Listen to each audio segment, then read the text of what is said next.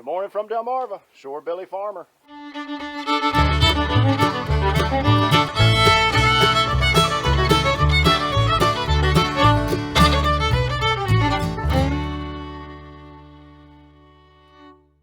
Well, the excavator has still got a leak.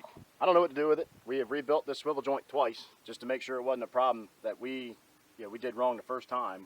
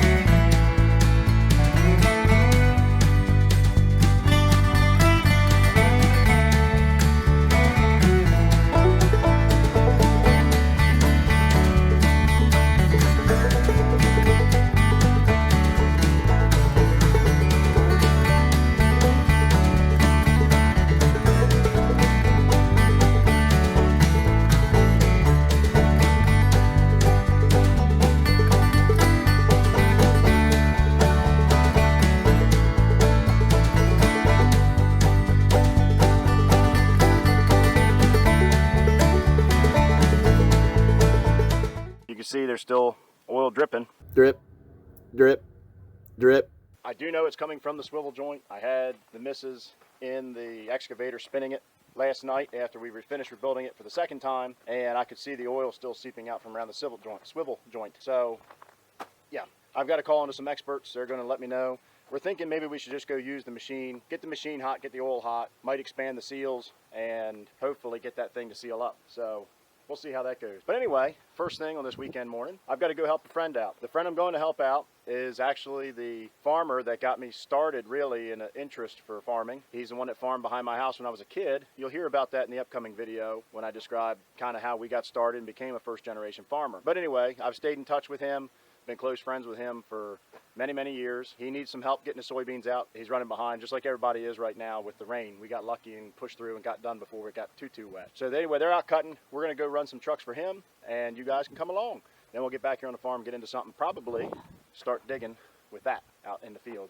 We'll see if we get it going.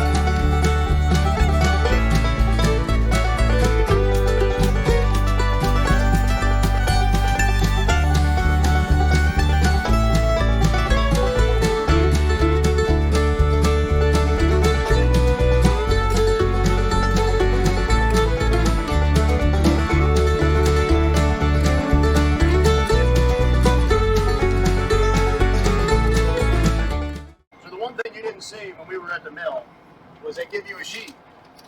This sheet tells you your moisture, tells you how much I weighed the first time I went across the scale with all the soybeans on the truck. The second weight tells me how much we weighed when we were completely empty. They take those two weights and subtract them from one another, and that gives you your load weight. They figured that weight, let's just say 40,000 pounds, that is the amount of soybeans you brought. Well, the industry standard for soybeans is 1 bushel of soybeans weighs 60 pounds. So they take 40,000 pounds and divide it by 60, and that gives you how many soybeans you delivered to the mill in bushel. Get it?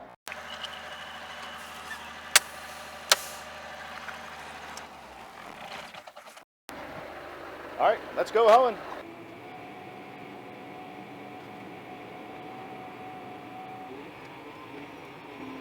Let's go play in the dirt, guys. To give you an update on this excavator, we still have the leak in the swivel joint. We have taken it out of the excavator twice. We have rebuilt it twice, thinking maybe we messed up a seal or something putting it together, and it still leaks. So I just was on the phone with a couple different parts companies. Caterpillar no longer makes the part, even though this excavator is only 22 years old. They no longer make the part. So I found a couple rebuilt ones that the company is willing to tear them down, rebuild them for us, and send them to us for about a third of the price of what Caterpillar would have wanted for a new one.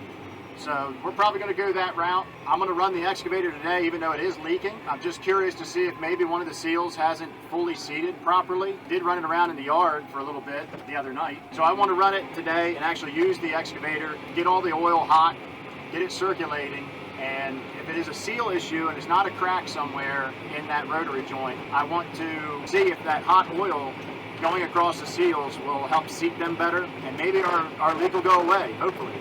I doubt it.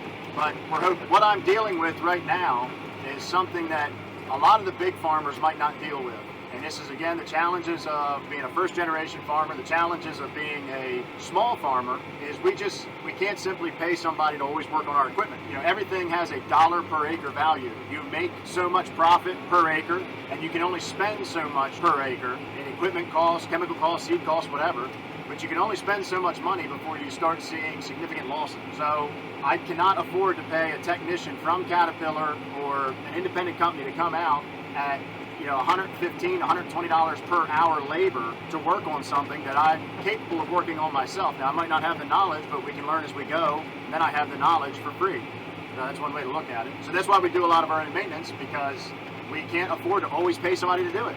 It just becomes too expensive. Now, there is the issue of time. Your time is worth money. My time is worth money. So if I had a lot of other things going on that were more time sensitive and important, like getting a crop in the ground on time, then yes, I might have to bite the bullet and pay somebody else to do it. But because this is, we got the crops out, and really the winter for us is just used for equipment maintenance, it's kind of a good thing that this excavator started leaking now and not when we needed it sometime in the early spring, or when we were planting, or in the fall when we were harvesting and needed it for something. But right now we don't necessarily have to have it. If it's down for a couple more weeks, then so be it. We'll just push that job off and we'll go do something else. I mean, who doesn't like doing a job 14 times? It's fun.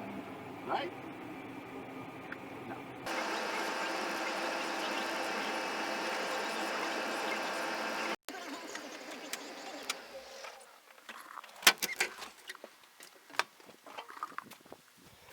Let's go get dirty.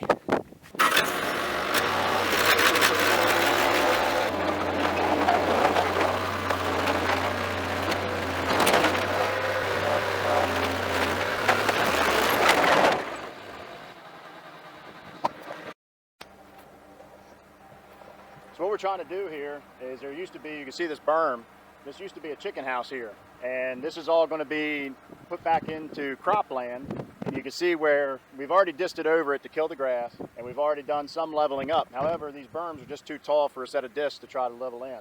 So we're going to take the excavator and scratch these berms down and throw the dirt over here into the valleys to help make this a little bit smoother transition for when we bring the crops, bring the planter through here, and for when we do any field work.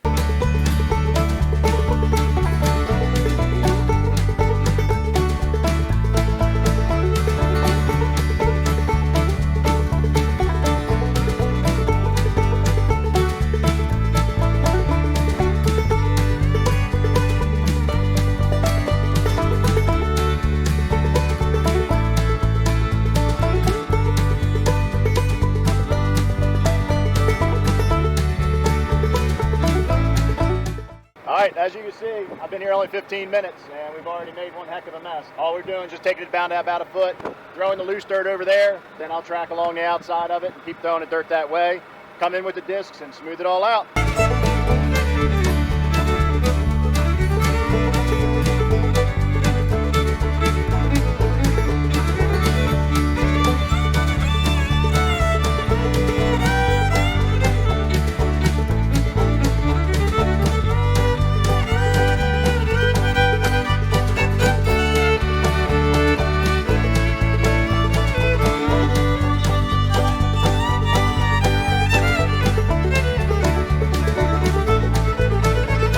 Alright guys, everything's done. We still got to run over it with the discs. You see it's got all the little mounds and hills. That doesn't matter. The overall grade is what we were trying to achieve today. with just getting it knocked down, getting the hill down, and leveled into the valley. I don't think you'd be landing 747s on it right now, but it'll be smooth probably tomorrow. We'll come out and disc this down and start doing some final grade work. Still have some trees to take out.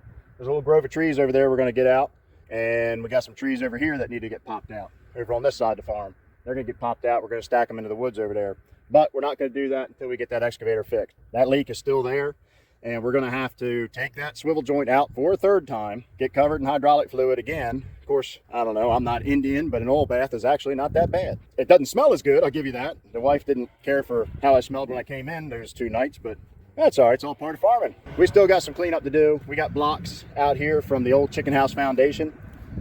I'll show you one over here. Hopefully I don't die walking. This is a block from the old chicken house foundation. It's just a little bit of concrete on an old 4x4. So we're gonna pop them out, throw them in the back of the truck, get them thrown away. So that way we don't damage our equipment with them. You know, the excavator's not gonna get hurt by it, but running the discs with rubber tires or something like that through here will tear it up. With that, another beautiful sunset on Delmarva. We're gonna finish up the day, go home, get cleaned up, and actually get in the house before 10 o'clock tonight. So goodbye from Delmarva. Shorebilly Farmer, out.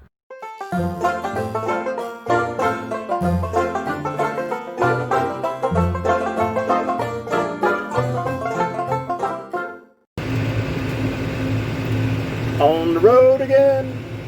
I got these 18 wheels, well, these 8 wheels on the road again. Whatever, we're still going.